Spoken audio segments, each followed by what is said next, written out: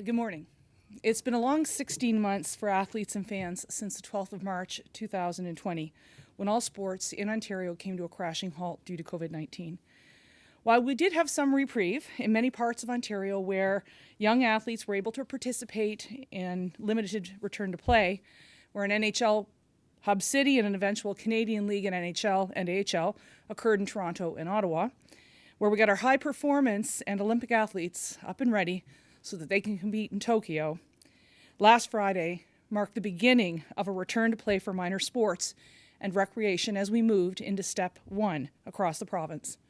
Presently, the roadmap to reopen allows for outdoor drills and dryland training with no contact or games in Step 1. There is a relief for many athletes, coaches, fans, and parents like myself who want to see the physical and mental well-being of our children through active participation in sport return. Today, I'm announcing an accelerated path for return to play for 18 leagues in 6 different sports, as well as international and single sports for professional and elite amateur athletes. Prior to the most recent lockdown, the work we were doing with the CFL, OHL, CEBL, and others helped create a framework for return to play, setting out minimum requirements for organizers and operators. These leagues include the American Hockey League, the Canadian Elite Basketball League, the Canadian Football League, the Canadian Premier League, Major League Baseball, Major League Soccer, the National Basketball Association, National Hockey League, the National Lacrosse League, National Women's Hockey League, the NBA G League, Professional Women's Players Events, and USL League One. The following elite amateur sports leagues that would also be eligible through this framework are the Canadian Hockey League, Elite Basketball League of Ontario, League One Ontario, the Ontario Scholastic Basketball Association, Ontario Junior A Lacrosse League, Ontario Women's Field Hockey Lacrosse, and Provincial Women's Hockey Team. We'd also allow for international sports events exemptions that would permit events like the National Bank Tennis Open to return. The key features of this framework would require local support from their Chief Medical Officer of Health, travel and quarantine for 7 days, cohorting, COVID testing and screening, distancing and masking and other individual controls, dedicated facilities and venues, cleansing and disinfecting, travel and transportation protocols, accommodations on food and beverage protocols, which would adhere to the Return Ontario Act regulations, limited staffing and volunteering, adherence to broadcast rules under the ROA, practice training and competition protocols, and education, awareness, and compliance and enforcement efforts. At the present, we are still working with the Chief Medical Officer of Health on what fans and stands will look like for both sports and entertainment. Today's announcement is a positive step forward and builds on the work we have done with the NHL.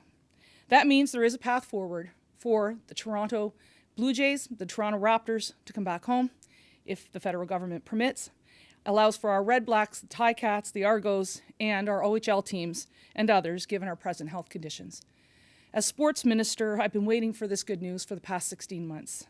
As a fan, I'm elated, and as a hockey mom and trainer, I'm relieved. So, on June the 12th, 2021, today is the day Ontario athletes and sports fans can finally say out loud, "Let's play ball." Happy to take any questions.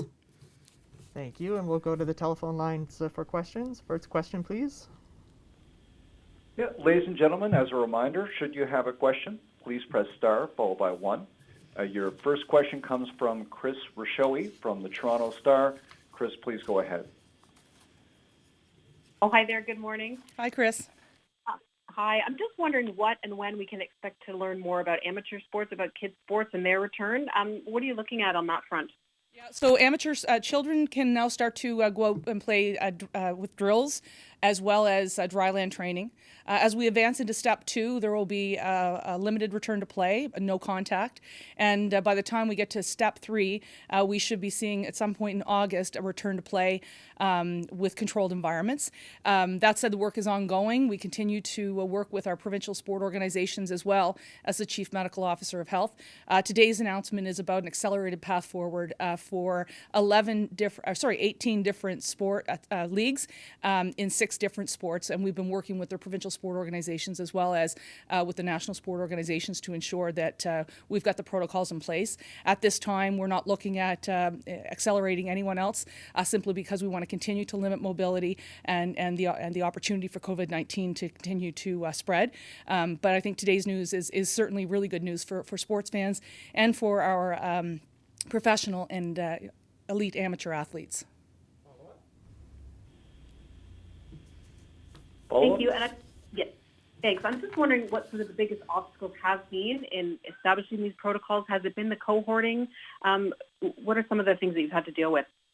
Look, it's quite lengthy. There are a number of protocols in place that we have to look at, whether that is distancing, individual measures, quarantine, local support for the league to return, the COVID testing that's starting to occur more and more likely, and we had great success with the NHL, both with the bubble but as well with the Canadian League.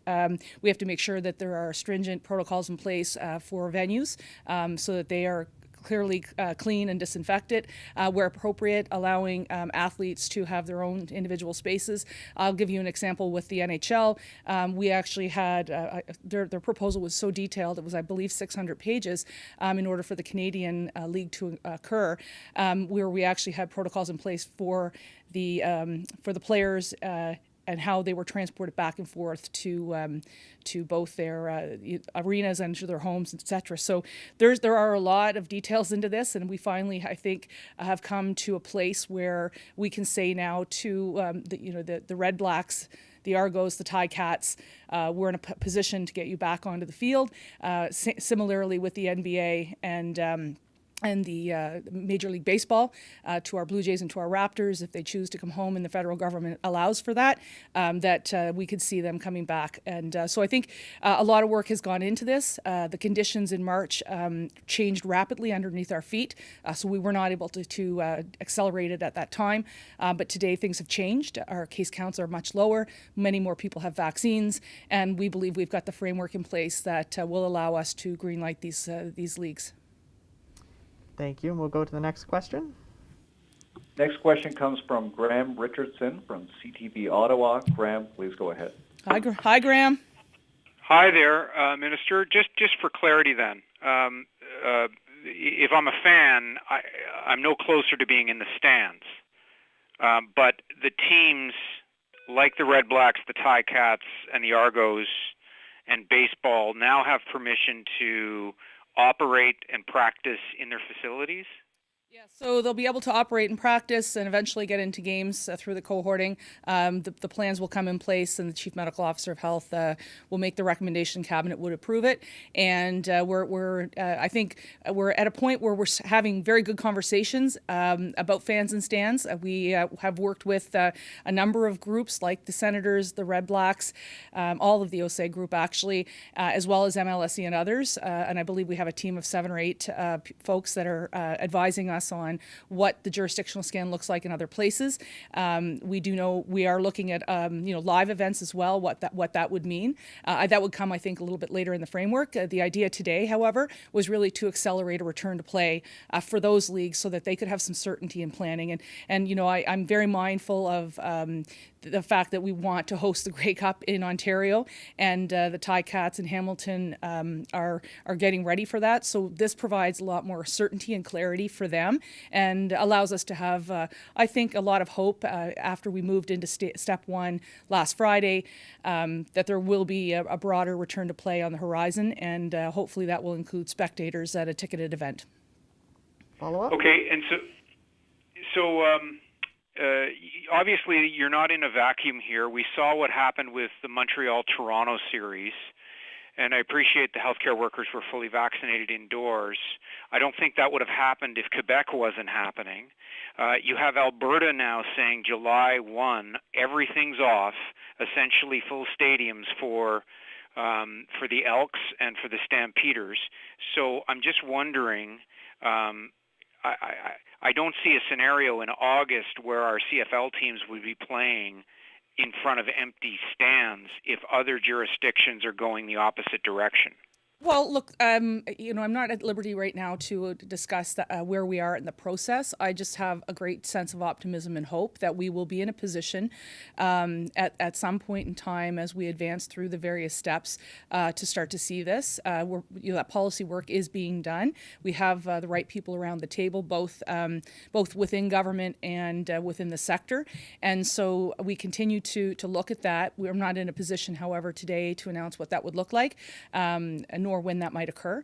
But we certainly are continuing those conversations. And again, we aren't Alberta and we aren't Quebec. Ontario has its own distinct challenges with COVID-19. We saw them play out over the fall, the winter, and of course, early this spring. We are hopeful and we are mindful that as many more Ontarians get vaccinated, as many more Ontarians are free from COVID-19 and recovering, that we'll be in a better position. But the health and well-being of the province of Ontario is our number one concern. And where we are able to safely reopen, we will.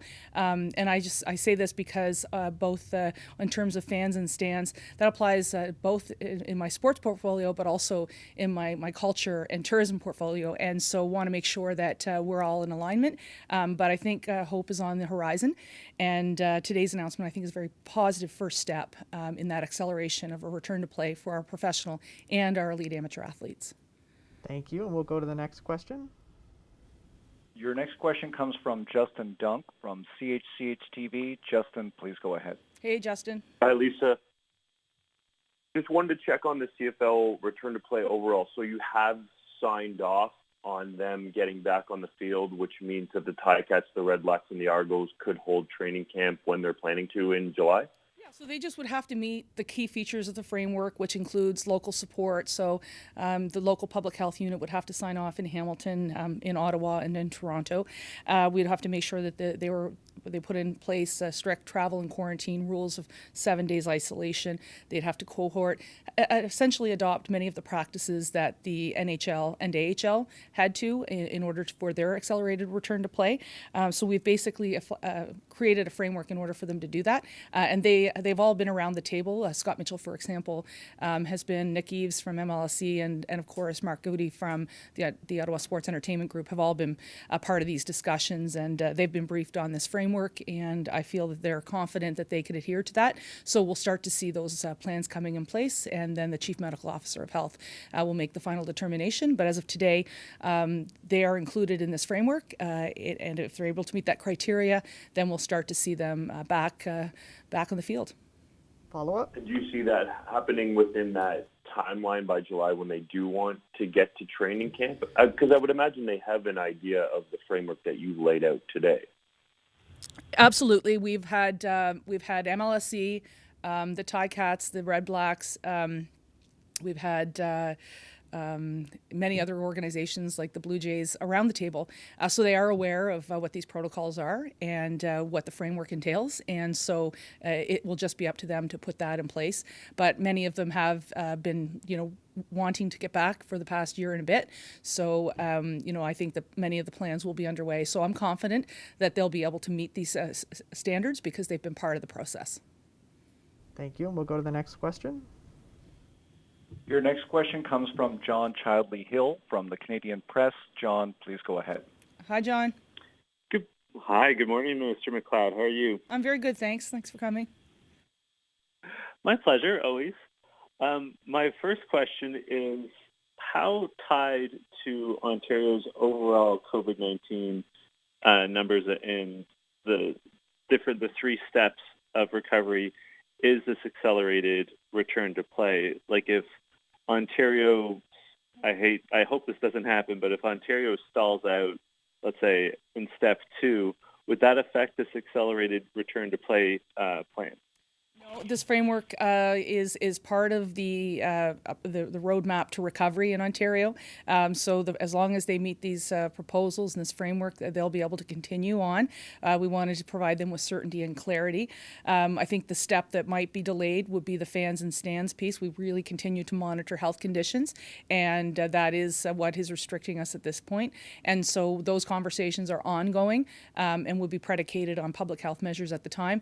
But in terms of the return to play here, we're really pleased that the Blue Jays, the Raptors, the OHL, and many others have been given the green light to go ahead and present their plan and be eligible for return to play.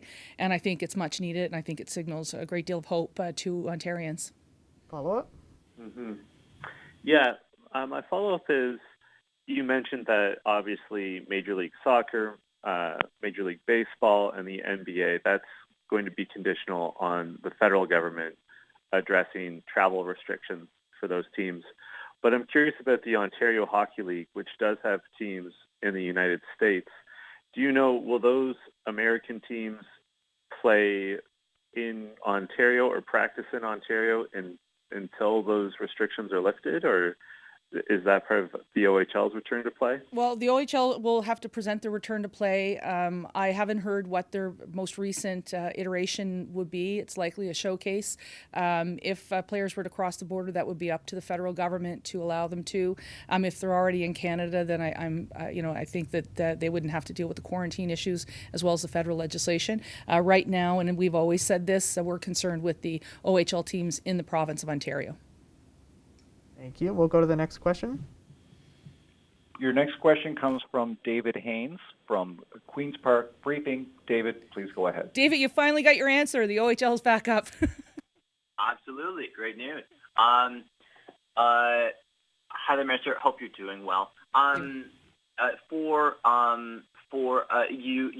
You've mentioned for fans in the stands that you were talking through the issue, and you have 7 or 8 people on this panel. Can you give more details about what kind of parameters they might be talking about here? What type of scenario we could be looking at here? So there's a group of them that participated in the development of this framework, so we wanted to make sure that those who would be part of it were part of it. Unfortunately, we're not at a point where we can greenlight fans and stands at this moment, but we continue to work with them. They have submitted proposals. Many of them have submitted on their own, and then there was a group effort there, but I can't really speak to it at the moment because it has not, I've not received word from the Chief Medical Officer of Health on what he thinks may work or may not. So it would be premature for me to talk about what the parameters would be. It's too early.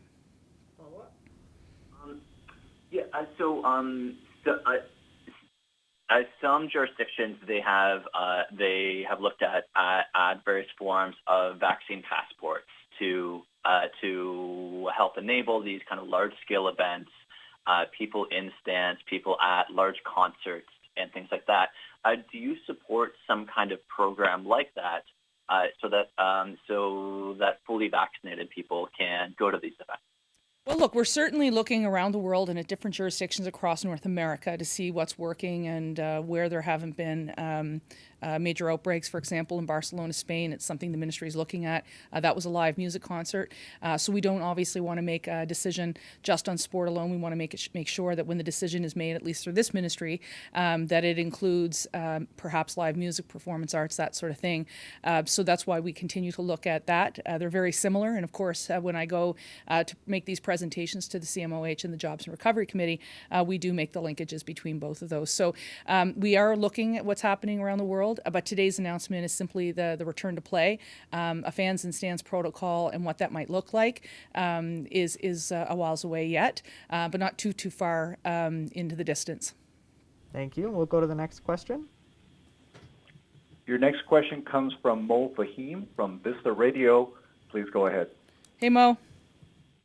Hi, I'm Minister. So just a quick clarification. So is because I jumped on the call maybe a minute late and maybe I missed it at the beginning. Apologies if that happened. So the return to play framework, is that kind of hand in hand with the province's reopening framework? This is an accelerated path forward for 18 leagues and international sporting events that are aligned with the national sports organizations and Sport Canada. So effectively, it would allow our CFL teams, our NBA team, and our Major League Baseball team all to provide us with proposals with key features of the framework being laid out, which we believe they can meet, that were based on, in part, the NHL and AHL return to play. So this is separate and apart. It's an acceleration of the path forward, and we continue to look at our amateur, minor, and recreational sports through the various steps. And as I said, in step one, they're able to start with dryland training and drills. Step two, they'll be able to move toward more activity outdoors, and then finally a more robust return to play in step three. Follow up? So it's safe to say that it's independent of the reopening framework for the province? Yeah, this would be very similar to the NHL and the AHL return to play where they were permitted. They took in stringent protocols. To my knowledge, no one tested positive in the teams, and when they were able to do the early screening, they were able to catch that, so there was no spread, no outbreaks. And so we want to ensure that as we encourage a return to play for our professional and elite amateur athletes, that they have the same level of integrity built in to their return to play protocols, which is what this framework's about today. Thank you. We'll go to the next question. Your next question comes from Kimberly Molina from CBC Ottawa. Please go ahead. Hi, Kimberly. Hi, Minister.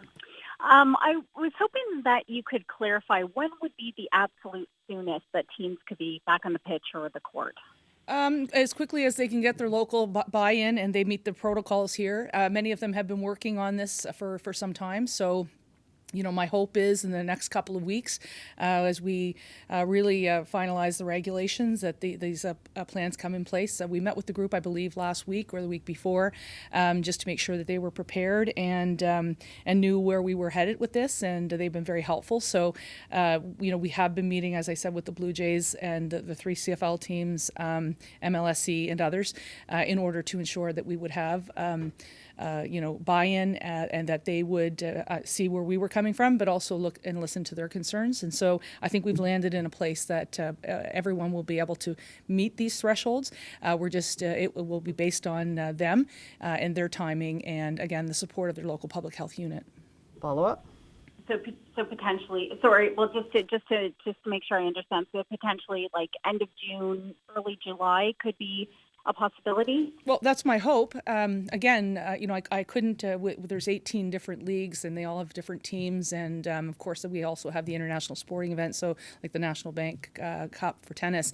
So they would all have to provide us with their details and make sure that they're in compliance with those. But I'm certainly hopeful, but it really will be determined by them. For example, the Blue Jays may not want to come home at this point in time, and the federal government may not allow that. So I wouldn't be able to comment on each one of their specifics, just today that we do have a framework for them so that they can return to play if they so choose. Thank you. We'll go to the next question. Your next question comes from Bruce Garowich from Post Media Ottawa. Bruce, please go ahead. Hi, Bruce. Hi, Lisa. Just a couple things from me. Do you anticipate that when fans do return, it will be a gradual return? Meaning we won't see full stadiums right away? Bruce, it's probably premature for me to comment, but just based on some of the things that we're dealing with what an amusement park would look like being reopened, or a tour boat operator, or even with the restaurants and the retail being reopened, we're looking at capacity limits. And so I think it would be safe to say that in the absence of eradicating COVID-19, that we will take a measured approach. What? Just on what you announced today, there seems to be a lot of uncertainty, but why are you so optimistic that this is a path forward? Well, I think that, first of all, we've been working with these organizations, the bulk of them, for the past 16 months. So we recognize their desire to return to play in a safe way and get their athletes back onto the field.